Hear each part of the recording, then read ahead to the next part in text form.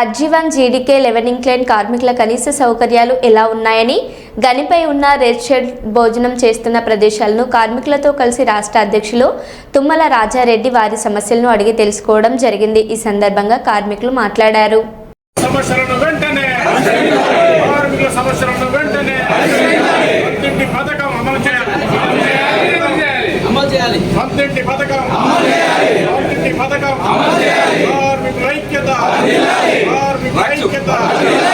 కార్మికులకు రెస్ట్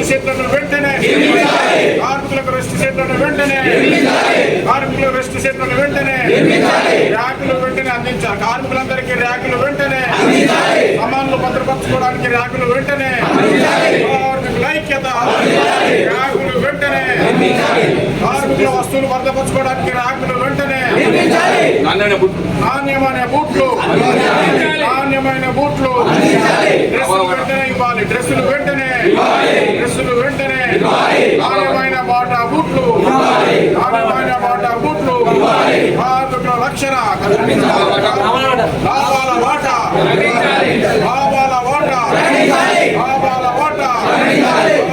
ఐక్యత.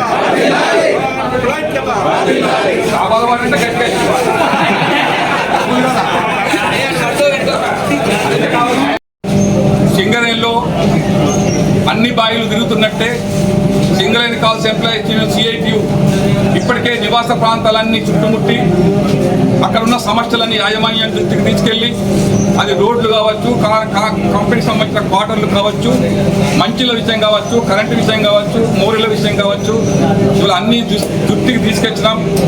హాస్పిటల్ సంబంధించిన స్కూళ్ళ విషయం కూడా ఇవాళ యాజమాన్యం కొన్ని చేస్తోంది. చేయడం కోసం మనం ఇంకా రిజల్ట్స్ కట్టి మిగతా పనులు కూడా చేయించడం కోసం సిఐటి ఖచ్చితంగా సన్నద్ధమైంది. అదే సందర్భంలో మైండ్లో ఉండే సమస్యలే కాకుండా ఇవాళ కార్మికులకు ఏవైతే కేటాయించిన షెడ్లు ఉన్నాయో, కనీసం రెస్ట్ షెడ్లు కానీ, క్యాంటీన్ సంబంధించిన సదుపాయాలు కానీ, మైండ్ నుంచి వచ్చిన తర్వాత డ్రెస్ మార్చుకోవడానికి ఉన్న షెడ్లలో కనీసం పరికరాలు పెట్టుకోవడానికి ఏమి లేవు. ఇది ఎప్పుడో 20-30 సంవత్సరాల కింద ఉన్నట్టు ఇప్పుడు సిచ్యువేషన్ నడవదు. ఈ సింగరేణిలో చాలా మంది కొత్త పిల్లలు వచ్చిండ్రు. ఒక్కొక్కరు ఫోన్లు ఉన్నాయి, 50,000 లక్ష రూపాయల ఫోన్లు ఉన్నాయి, బండ్లు ఉన్నాయి, వాళ్ళకు తాళం చేయి ఉంటుంది. మరి ఆ సెల్ ఫోన్ ఎక్కడ పెట్టుకోవాలి? హెల్మెట్ లేకపోతేనేమో పోలీసులు పెట్టుకుంటారు, హెల్మెట్ ఎక్కడ పెట్టుకోవాలి? డ్రెస్ చేసుకుంటే డ్రెస్ ఎక్కడ పెట్టుకోవాలి? బూట్లు ఎక్కడ పెట్టుకోవాలి? ఆఖరి ఇంటికాంచెలు టిఫిన్ బాక్స్ తీసుకొస్తే టిఫిన్ బాక్స్ పెట్టడానికి ఎక్కడ పెట్టుకోవాలి? అందుకే యాజమాన్యాన్ని చూపుగా ప్రశ్నిస్తున్నాం. ఇది కార్మికుల డిమాండ్. ఉన్న దగ్గర మంచి మనశ్శాంతిగా ఉంటున్నటువంటి హాస్పిటల్ సదుపాయాలు కూడా మంచిగా ఉండని చూస్తున్నాం. ముందు కార్మికులకు సంబంధించిన వెల్ఫేర్కి సంబంధించి మంచిగుంటే, కార్మికుడు ఆరోగ్యంగా ఉంటే, కార్మికుడు కుటుంబం ఆరోగ్యంగా ఉంటే ఉత్పత్తి దానికి అదే పెరుగుతుంది, సేఫ్టీ దానికి అదే పెరుగుతుంది. అది పెంచకుండా కార్మికులు వేధించి కార్మికుల నివాస ప్రాంతాలు కానీ ఇక్కడ ఉండే ప్రాంతాలన్నీ ఇష్టానుసారంగా అస్తవ్యస్తంగా ఉంటే ఉత్పత్తి పెరగదు. అందుకే యాజమాన్యం దాని మీద దృష్టి పెట్టాలి. గెలిచే కార్మిక సంఘం ప్రతి మైన్ మీద ఇవాళ ర్యాక్స్ పెట్టి ఇచ్చడం కోసం ముందుకు రావాలి. తాత్కాలిక షెడ్లు కట్టింది, అవన్నీ ఉడుతున్నాయి, అవి కోతులు పెడతా ఉంది. అందుకని ఇవన్నీ నివారణ కోసం చర్యలు తీసుకోవాలి. మేము మళ్ళీ 10 రోజులకు లెవెలింగ్ కార్యక్రమం వస్తాం. కార్మిక సమస్యలనే ఇక్కడనే టెంట్ వేసుకొని కూర్చుంటా. నేను ప్రతి మైన్ మీద టెంట్ వేసుకొని కూర్చుంటా ఇట్లాంటి సమస్యలు టేకప్ చేయడం కోసం. దయచేసి జనరల్ మేనేజర్గా స్పందించాలని చెప్పి సిఐటిగా చైర్మన్, మేనేజర్ డైరెక్టర్ అందరికీ కూడా సూచిస్తున్నా. దయచేసి మీరు వచ్చి కేవలం ఉత్పాదక చూసి మీద ఉన్న షెడ్లు చూసి కాదు, కార్మికులు ఎవరైతే ఉంటారో ఆ షెడ్లను సందర్శించమని చెప్పి యాజమాన్యానికి సిఐటి డిమాండ్ చేస్తాం. బాటా బూట్లు కాదు కదా, అక్కరాని బూట్లు వచ్చి 3 రోజులకు చీకలిపోతుంది. ఆఖరికి సాక్షి కూడా లేవు ఇప్పుడు వారికి.